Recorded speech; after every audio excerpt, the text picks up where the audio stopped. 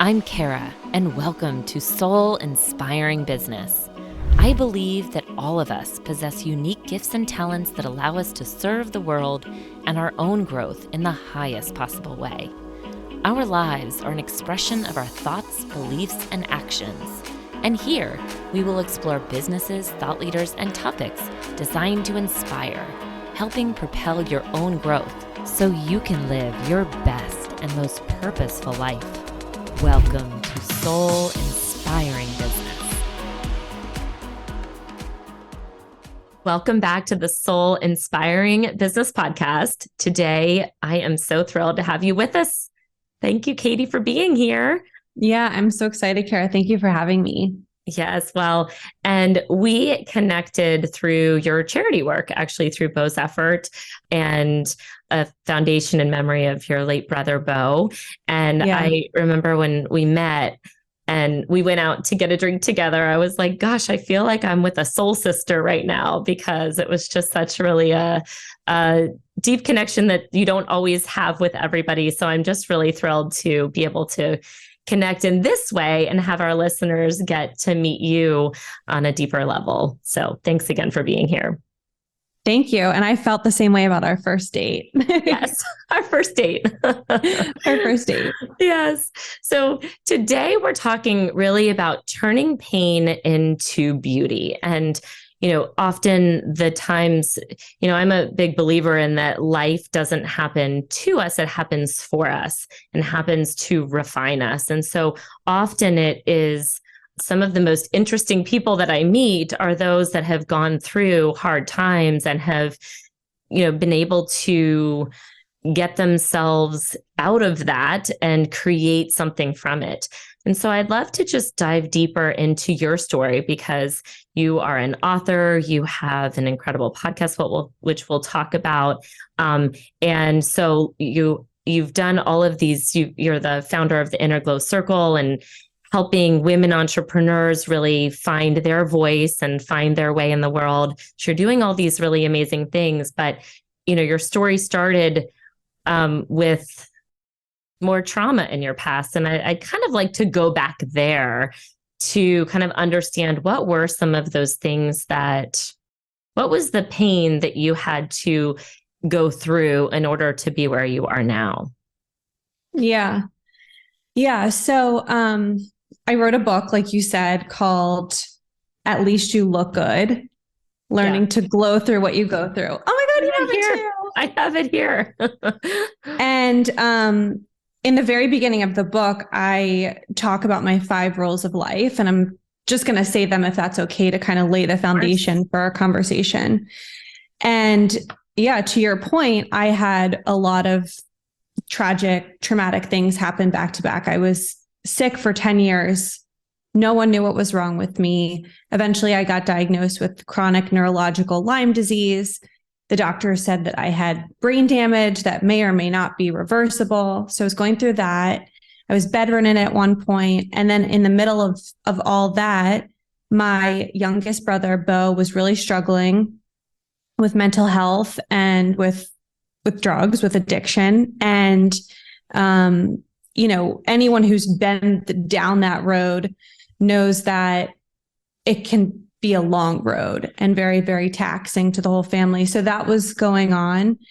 And I was also engaged at the time to someone different than the person I'm married to now. Mm-hmm. And that relationship came from where I was and who I was at the time, which was someone who was honestly just like very traumatized and looking for, I just didn't want to be alone. And so I was sort of, open to anything. And I found myself in a relationship that became very abusive. And so, I say all of this to say that, I was going through this like trifecta of trauma, like I call it in the book. And from that, I developed these 5 rules of life, which are number 1, life gets to get better and better. Like life can get better and better. And we get to have that happen. We get that privilege to look at it that way. Number 2 is to take giving up off the table. That was so important when I was sick. Like once you give up, you're done. In business, and I'm sure we'll talk about this more, once you give up, you're done, right? So giving up off the table. Another big one, my third rule of life is to ask what's possible, not what's probable. So I had like over 30 doctors tell me I would never get better, right? And I go into my mindset around this and how I developed this mindset in depth in the book, but I basically just kept saying like, well, what if they're wrong? Like, what if I'm the one person? Like, still to this day, like, I found a doctor who could cure my Lyme disease. I tell people this, they're like, Lyme isn't curable. You can test me, like, it's not in my blood anymore. Right. So I've got the receipts.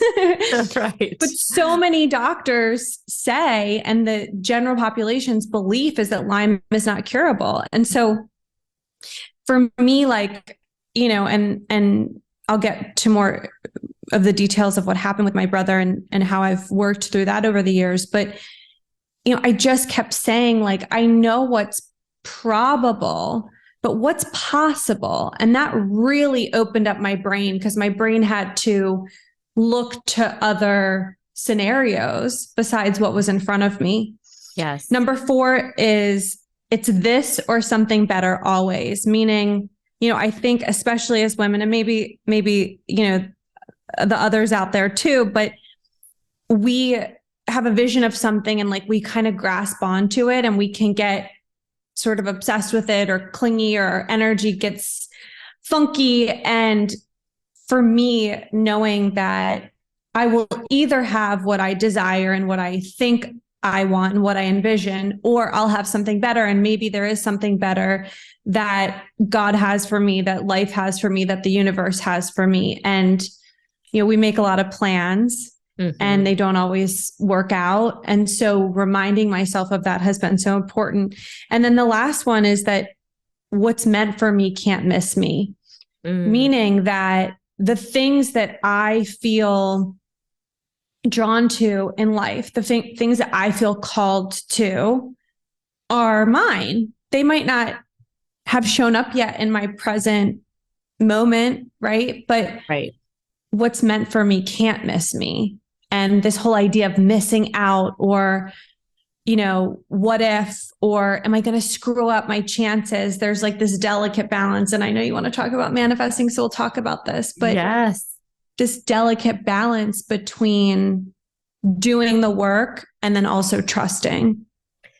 I think that's so there's a few things you said that I was like, oh my gosh, I have goosebumps. No, one of them is actually the, you know, this or something better, right? So I actually, like, when I'm a lot of times journaling, like things that I want to create or manifesting, at the top of the page, I literally write, I now accept all this or better, you know, because sometimes you don't know like what the universe or what God has planned for you, but like you can just offer it up. Like, this is what I'd like to see. But if you have something better for me, then like I'm all in, you know, and allow me to use me to work in a way that's going to create a better world for not only me, but others as well. You know, so I was just loving so much of what you were saying there. And love that too, that what you know, what is meant for you cannot miss you, because, you know, especially with, I think, social media has created so much connection and so much opportunity, but it also has the double-edged sword is comparison, and comparing yourself to others, and comparing, you know, well, look at what they're creating with, and really having to kind of turn that off and go back to, well, where am I meant to be? And there are big things meant for me. And that's between you and the creator to figure out, you know, those things, you know? So, anyway, thank you for sharing. That was really powerful. And I'd love to hear about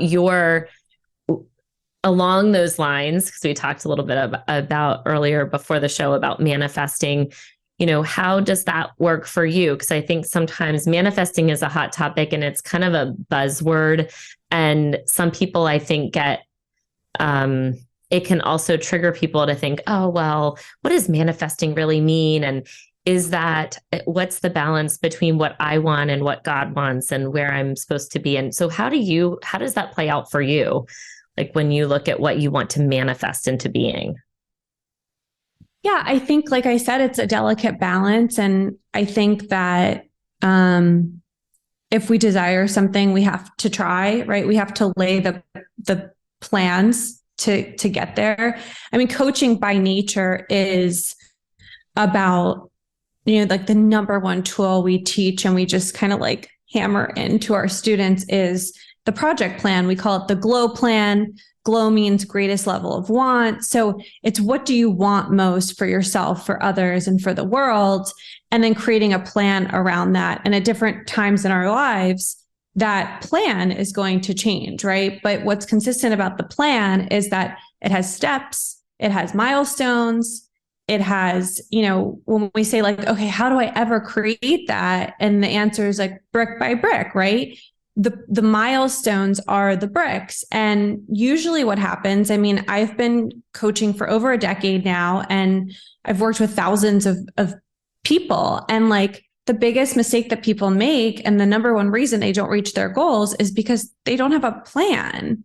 Mm-hmm. And some people will say, well, why would I make a plan? Because plans always get screwed up. Or why would I make a plan? Like, or their plan is so unaligned, right? Like the way that they write the plan is not how they operate at all. Maybe setting like insane goals that don't actually feel good to them. Or, once they start to map it out, I always tell our students, your GLOW plan is a living, working document. Like, that's why it's not a PDF. It's like a Google Doc, because you're constantly updating it. And, someone might say, I want to have this many clients, or I want to make this much money in my business. But once they start to lay out like what needs to happen every week and every month to get there, they're like, holy crap, I don't want to do all that, or I don't have the bandwidth for that. Or maybe on the other side, they're like, this is too easy. I need to challenge myself more, right? I need to stretch. And you asked about manifesting, and I lay out my process for manifesting in my book as well, because it's something that I've wrestled with a lot.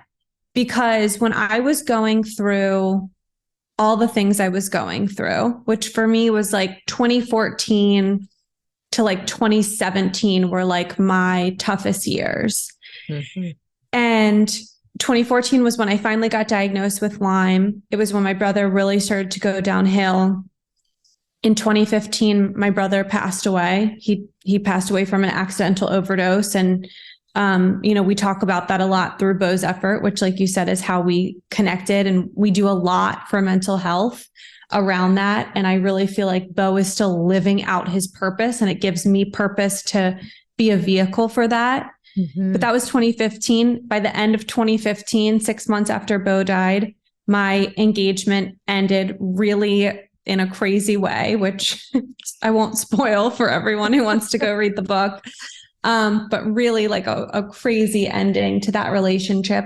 And then 2016, I started to heal, but it's very hard to even start healing when you're like, what did I even just go through? Mm-hmm. Like, I was on like 20 different pills a day for the Lyme treatment. Like I was just, I was taking medicine to sleep. I was taking antidepressants during the day, because as the Lyme was getting out of my system, it was really affecting me like mentally. Mm-hmm. And so I just was like not myself. I was not myself. And I felt very disassociated from my body and very disconnected.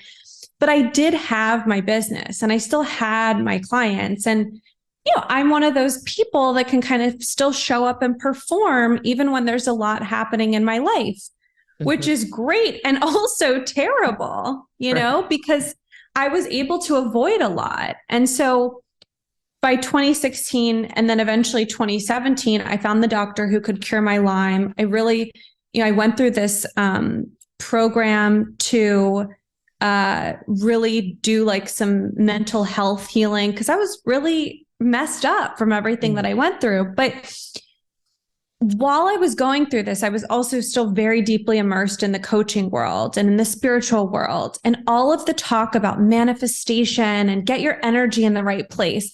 I just wanted to give it like a big middle finger, because I was like, how do you even do that when you're going through so much? And so for all the people that are listening who have gone through something very difficult or going through something difficult, and I feel that you and I probably agree on this, a lot of this, Kara, like, you know, it's okay to just kind of feel like, screw you. When you hear those people out there being like, oh, well, your energy isn't aligned, and that's why things aren't working in your life. Or people try to downplay trauma or say it's all in your head. And I really do think that over the past few years, a lot of the conversations have shifted of like not gaslighting people, not gaslighting ourselves. But I was doing that to myself. Like I had been gaslit by so many doctors saying nothing's wrong, it's all in your head, right? And then I was still doing it to myself. And so, but at the same time, I didn't want to be a victim. I really made a conscious decision. I do not want to operate like a victim. So this is like a big discussion here, you know? Yeah, absolutely. And I think like, you know, so much of it, it's hard to go. I've heard the analogy too, like from a state of being when you're in like that really low state to high vibrational state. It's really hard to jump like, and I don't think it's possible really. So I think it's a matter of, you know, or at least what I've experienced, because I think we've got similar stories and I've been through really kind of painful trauma things, and it can feel really hard again to go from, you know, you're supposed to be here, right? You know, you're supposed to be at this higher level in order to quote unquote manifest, but you're just not, and you can't figure out how to get there. So sometimes using phrases like, I'm on my way to becoming, you know, to having more energy, or I'm on my way. So like you're not healing just to healing, or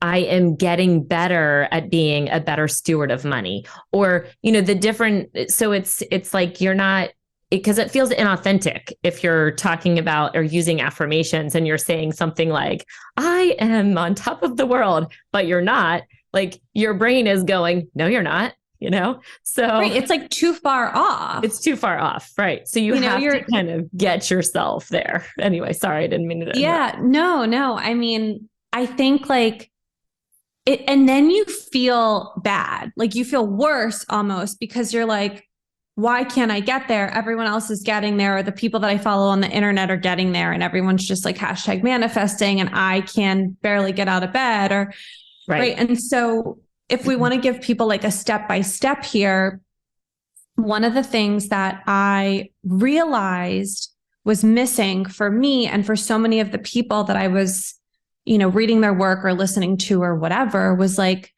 the value of process.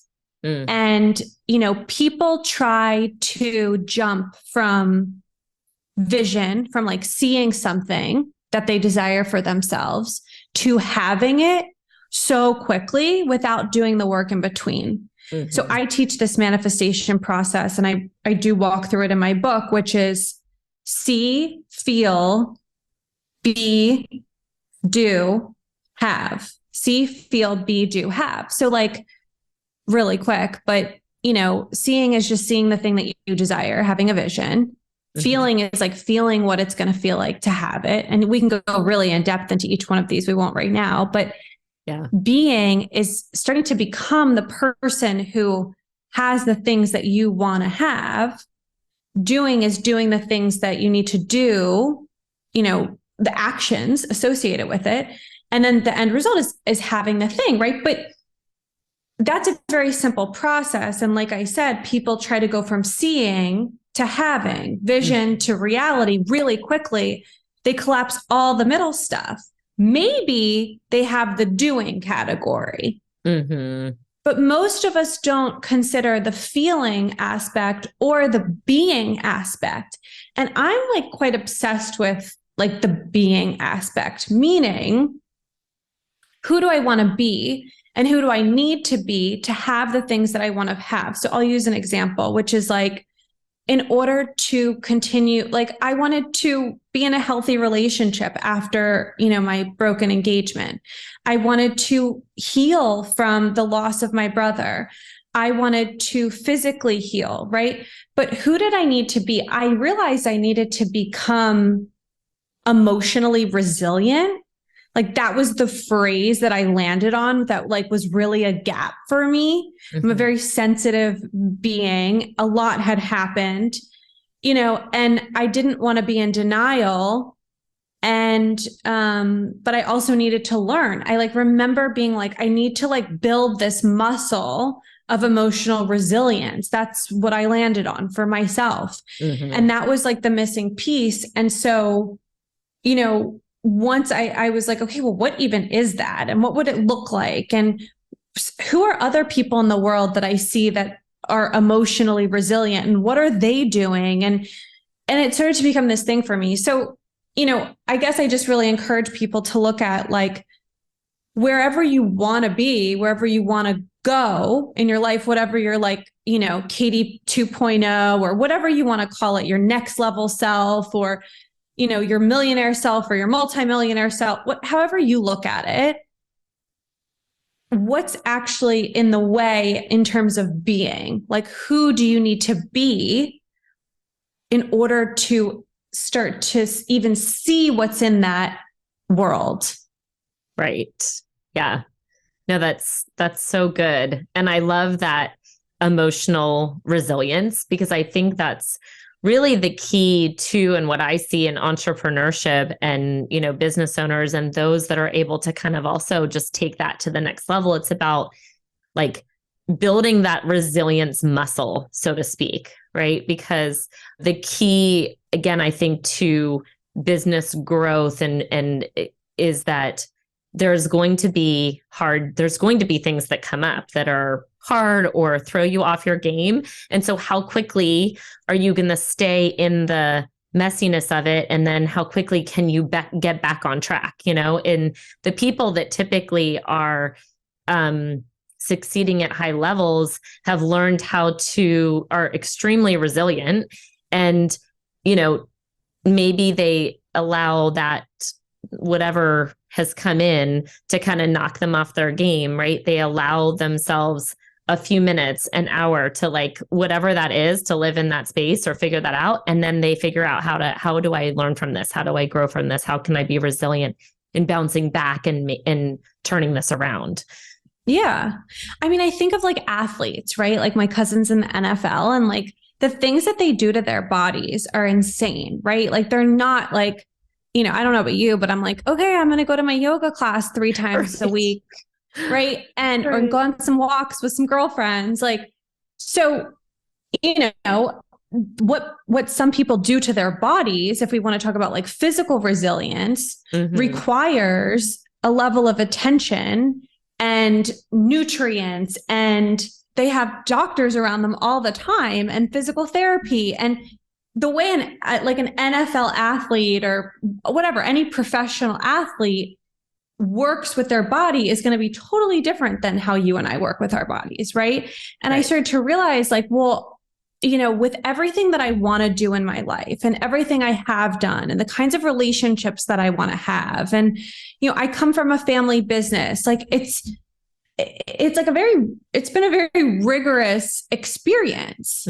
So it's like, I could either bow out of that and say, that's not what I want. But if I'm honest with myself, that is what I want. Like, I do want a life that has rigor and focus and where I'm developing and growing. Like, I'm very committed to growth. I do not want to be the version of myself that I am right now in a year. Like, that's not growth to me, right? But in order to do that, I'm going to have to develop this level of resilience as if I'm a professional athlete.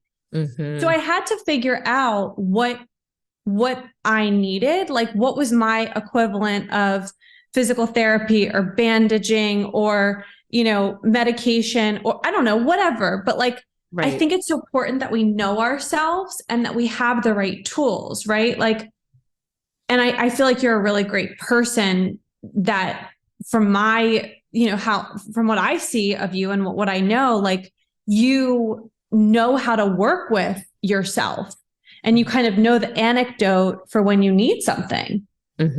Yeah.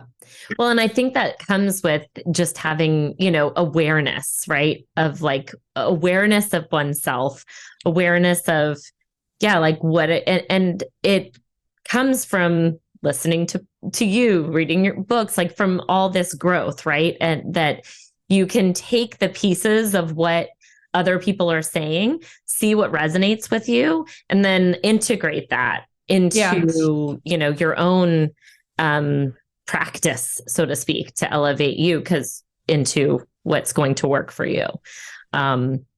So I'm curious too, as a business owner, as an entrepreneur, a lot of our listeners are entrepreneurs. We have a lot of real estate agents, but also from other different, service providers as well. What do you think? And you do a lot of work with entrepreneurs as a coach. So what do you think what advice would you give to listeners for somebody kind of that wants to take their business to the next level, that wants to maybe get to the $1 million mark or the $3 million mark?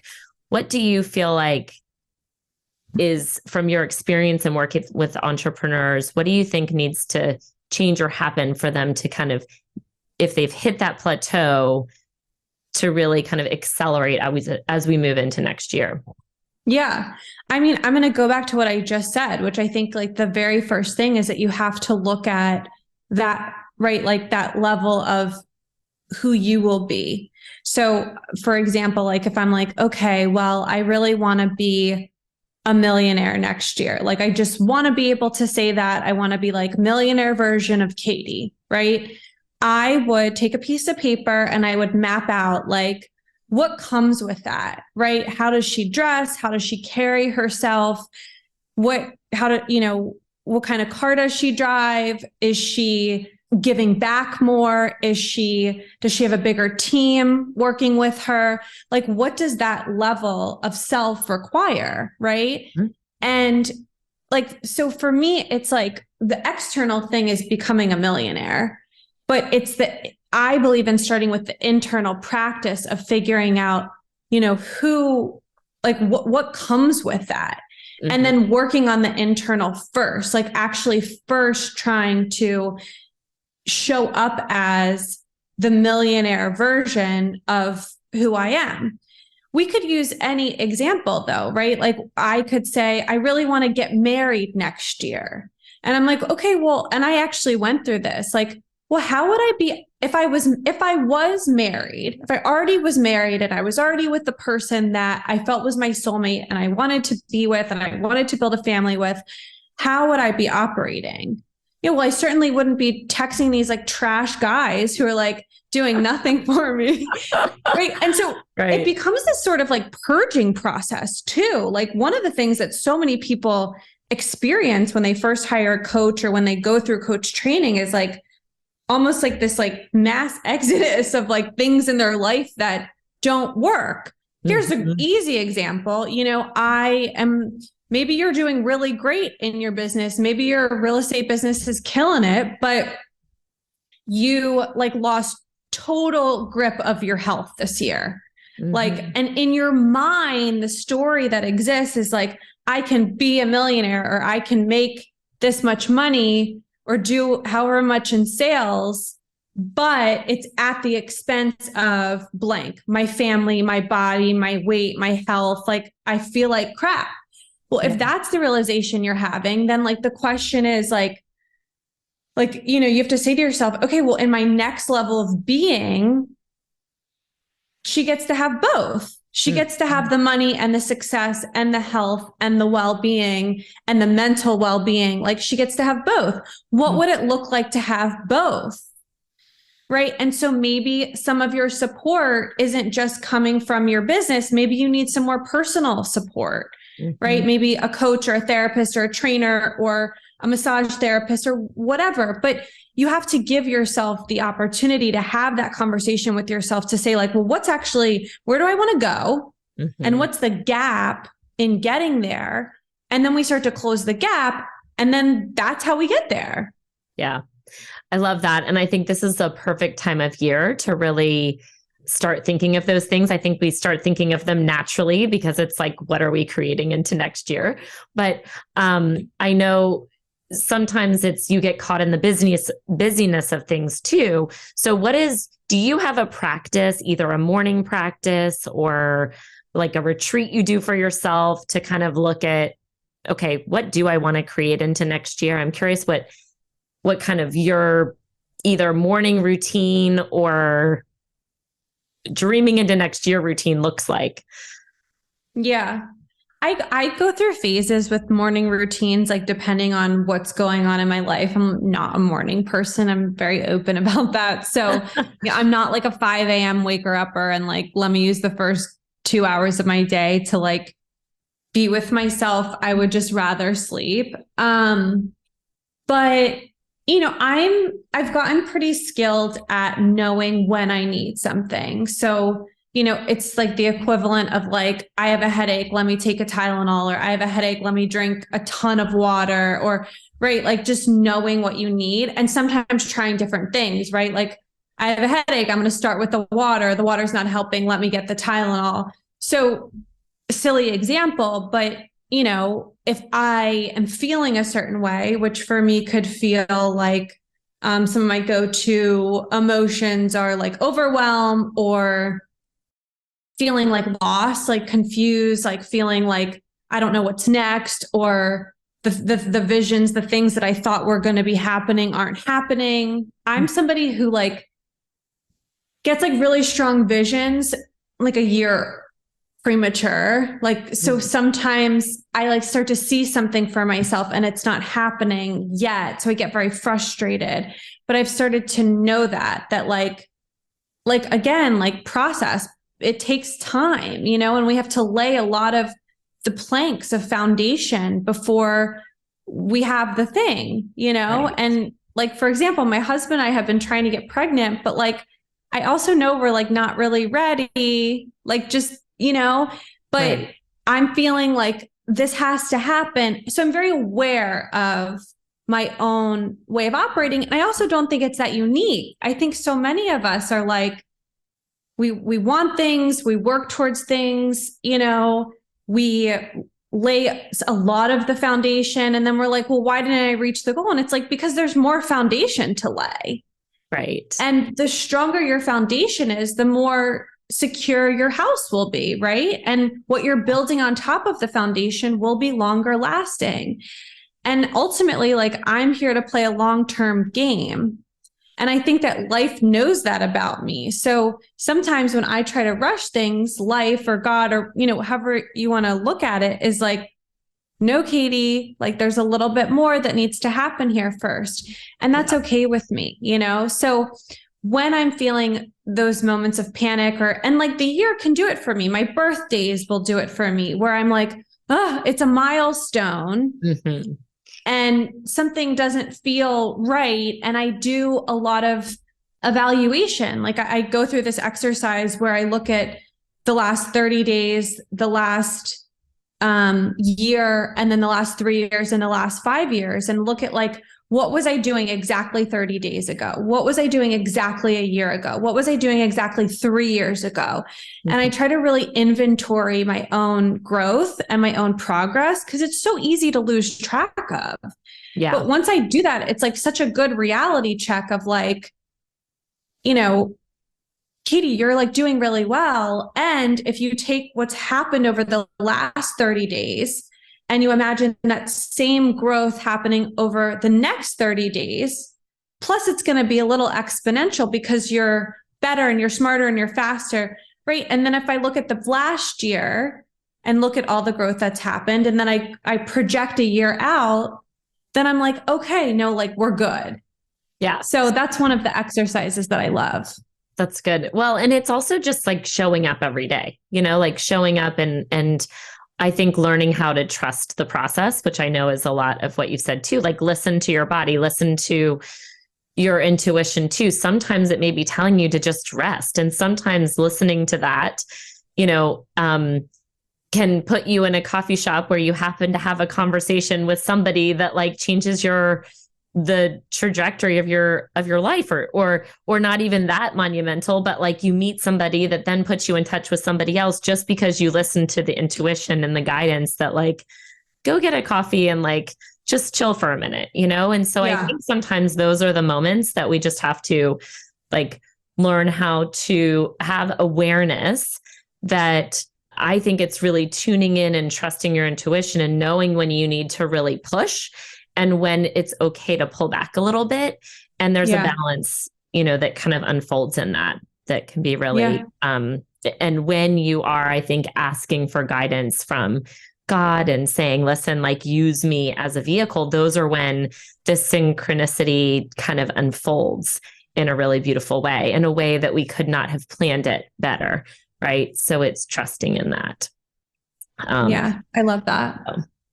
So anyway, so this has been I have just so enjoyed this conversation. I'm sure we could keep on going and talking, but I'd love for our listeners to just know how to connect with you. Tell us how they can, if they wanted to have a conversation with you or explore coaching with you, what does that look like? How can we find you? Yeah, so you can find me on Instagram at It's Katie DePaola. And then IGC is at Inner Glow Circle on Instagram. You can go to Instagram. You can go to innerglowcircle.com. We have a ton of free resources there. There's like a whole free classes tab.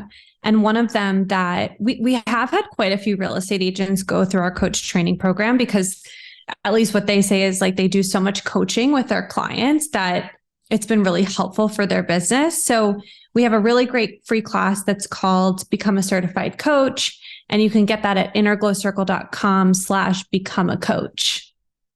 Awesome. That's great. And we'll make sure to put that in the show notes as well. So any final thoughts for our listeners or anything you wanted to leave with? I'm just so happy that you had me here, and I'm very grateful. Well, thank you. I'm glad too. Thank you so much. Loved being here with you today and would love to connect with you more over on Instagram. My handle is linked to the show notes, or you can just type in at Kara Chaffin Donofrio. And I have something special for you as a free gift, my Dynamic Life Journal. This special book has the power to really help you live a soul-inspired life. Go to freegiftfromkara.com. Easy to remember, freegiftfromkara.com. Until next time, beautiful people, sending all my love.